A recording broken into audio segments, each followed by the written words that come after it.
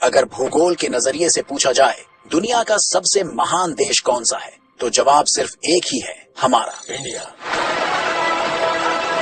क्योंकि भारत सिर्फ एक देश नहीं बल्कि करोड़ों वर्षों की भूगर्भीय क्रांति और प्राकृतिक चमत्कारों का साक्षी है। एक ऐसा भूभाग जिसने 9000 किलोमीटर की लंबी यात्रा अकेले तय की, जिसने अपने भीतर लाखों नहीं करीब 20 करोड़ साल पुराना इतिहास संजोया है। हिमालय की ऊंचाई, गंगा की पवित्रता, डेक्कन का पठार, पश्चिमी और पूर्वी घाट की दीवारें, ये सब ऐसे ही नहीं बने। हर पर्वत, हर नदी, हर टुकड़ा, ध्यान से देखो, ये सब हमारी धरती के संघर्ष की कहानी कहते हैं। क्या आप जानते हैं कि भारत पहले कहीं और था? हाँ, ये धरती का वो टुकड़ा था जो गोंडवाना लैंड से टूटा, समुद्र के नीचे से होकर हजारों किलोमीटर बहता रहा और फिर एक दिन टकरा गया एशिया से, और उस टकराव से जन्मा हिमालय, वो हिमालय जिससे निकलती हैं नदियां गंगा, यमुना, ब्रह्मपुत्र, जो हमारी सभ्यता की श्वास है। और जिन घाटियों में आज हम सांस लेते हैं, वहां कभी लावा बहता था। जिस डेक्कन ट्रैप पर आज करोड़ों लोग रहते हैं, वो किसी जमाने में धरती की सबसे बड़ी ज्वालामुखी घटना का नतीजा था। इस वीडियो में हम आपको ले चलेंगे एक अद्भुत यात्रा पर, जहां 3D एनिमेशन के जरिए हम दिखाएंगे कि भारत कैसे बना, कैसे अलग हुआ, कैसे खिसकता गया और कैसे एक दिन वो महान भारत बना जिसे आज हम अपना वतन कहते हैं। तो तैयार हो जाइए, क्योंकि आप देखने जा रहे हैं धरती के सबसे शानदार भूगर्भीय इतिहास की कहानी। आज से 55 करोड़ साल पहले हमारी धरती की शक्ल बिल्कुल अलग थी। आज के जैसे 7 महाद्वीप नहीं थे, बल्कि केवल 2 विशाल सुपर कॉन्टिनेंट थे, एक लॉरेशिया और दूसरा गोंडवाना। अब आप सोच रहे होंगे, गोंडवाना क्या था? गोंडवाना वो महाद्वीपीय खंड था जिसमें Bharat, Australia, Africa, Antarctica, Madagascar और साउथ अमेरिका, ये सभी आज के देश शामिल थे। सब एक साथ जुड़े हुए, जैसे धरती का एक विशालकाय टुकड़ा। करीब 18 करोड़ साल तक यही व्यवस्था बनी रही। जानवर, पेड़ पौधे, जंगल, सब इसी एक भूभाग पर फले फूले। एक जैसा पर्यावरण, एक जैसी जैव विविधता। अब दिलचस्प बात यह है कि इस महाद्वीपीय खंड को गोंडवाना नाम कैसे मिला। तो चलिए अब कहानी को भारत से जोड़ते हैं। गोंडवाना शब्द की जड़ें भारत की धरती में छिपी हैं। ये नाम लिया गया गोंड जनजाति से, जो मध्य भारत के जंगलों और पहाड़ियों में आज भी निवास करती है। और ये शब्द निकला संस्कृत भाषा से, जहां गोंडवाना का मतलब होता है वनों और पर्वतों वाला विशाल भूभाग। 19वीं सदी में जब ब्रिटिश और यूरोपीय भूवैज्ञानिक भारत में अध्ययन करने आए, उन्होंने मध्य भारत में कुछ बेहद पुराने और खास चट्टानें खोजी। ये चट्टानें लाखों करोड़ों साल पुरानी थीं और इन्हें उन्होंने नाम दिया गोंडवाना फॉर्मेशन, क्योंकि ये इलाके वही थे जहां गोंड जनजाति निवास करती थी। 18 करोड़ साल पहले धरती की चुप्पी अचानक टूट गई। एक ऐसा भूगोलिक तूफान उठा जिसने धरती के नक्शे को हमेशा के लिए बदल दिया। ये वो समय था जब गोंडवाना खंड टूटना शुरू हुआ। लेकिन सवाल है, इतना बड़ा भूखंड क्यों टूटा? इसका जवाब छिपा है धरती के अंदर, वहां जहां सब कुछ उबल रहा था। हमारी धरती के नीचे होता है मैग्मा, गरम द्रवित चट्टानों का महासागर। जब यही मैग्मा धरती की सतह तक पहुंचता है तो कहलाता है लावा। अब एक सिद्धांत कहता है, कम घनत्व वाली चीजें ऊपर की ओर उठती हैं, तो ये मैग्मा सतह की ओर दबाव बनाता है, और जब दबाव हद से ज्यादा बढ़ा तो गोंडवाना के भीतर दरारें पड़ने लगी। धीरे धीरे ये दरारें इतनी गहरी हो गईं कि पूरा भूभाग टुकड़ों में बंटने लगा। गोंडवाना 3 बड़े हिस्सों में टूट गया।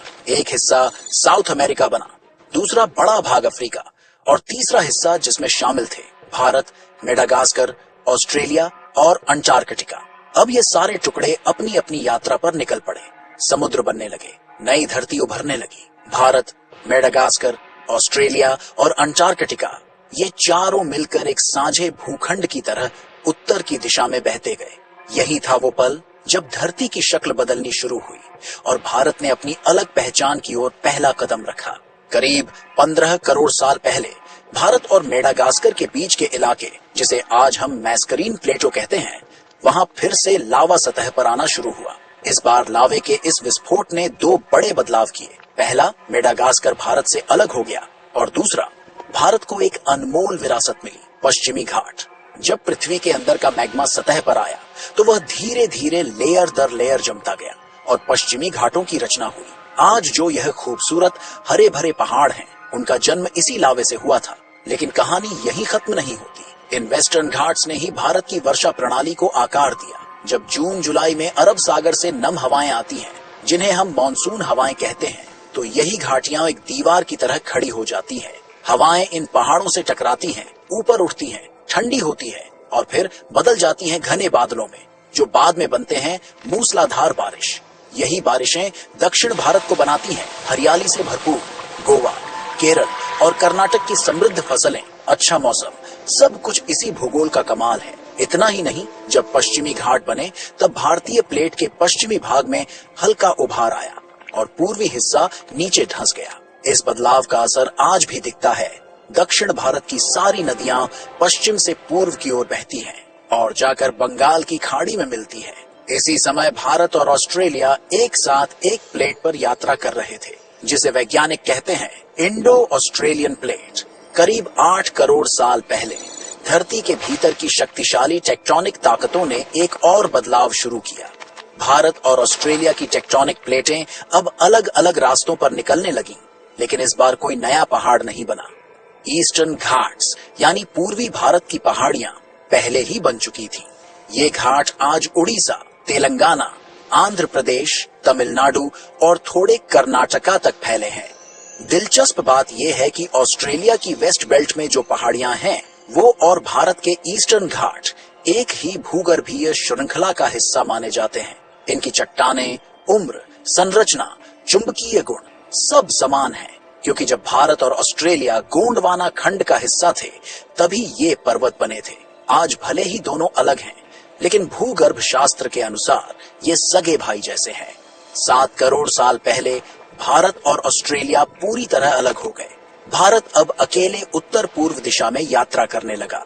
इस सफर में उसके साथ था श्रीलंका, जो उस समय भारत से भूगर्भीय रूप से जुड़ा हुआ था। आज भले ही समुद्र ने दोनों को अलग दिखा दिया है, लेकिन नीचे चट्टानें अब भी एक जैसी हैं। इस समय भारत टेथीस महासागर में एक तैरते द्वीप जैसा था। इसी दौरान लगभग 6 करोड़ साल पहले भारत रियूनियन द्वीप के नीचे मौजूद हॉटस्पॉट के ऊपर से गुजरा। इस हॉटस्पॉट से लावा निकलकर सतह तक आया और बना डेक्कन ट्रैप्स। ये ज्वालामुखीय चट्टानों का विशाल पठार है, जो आज महाराष्ट्र, मध्य प्रदेश, गुजरात, कर्नाटका, तेलंगाना और आंध्र प्रदेश तक फैला है।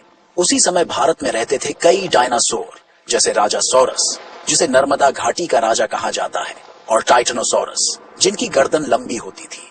लेकिन 6 करोड़ 60 लाख साल पहले मेक्सिको में चिक्सुलूप क्रेटर में एक विशाल एस्ट्रॉइड गिरा और भारत में भी डेक्कन ट्रैप्स के ज्वालामुखी फट पड़े। इन दो घटनाओं ने साथ मिलकर डायनासोर का सफाया कर दिया। जैसे जैसे भारत आगे बढ़ता रहा, उसकी रफ्तार भी बढ़ गई। अब वह हर साल 15 से 25 सेंटीमीटर की गति से आगे बढ़ रहा था। यह भूगर्भीय मानकों में बहुत तेज गति मानी जाती है।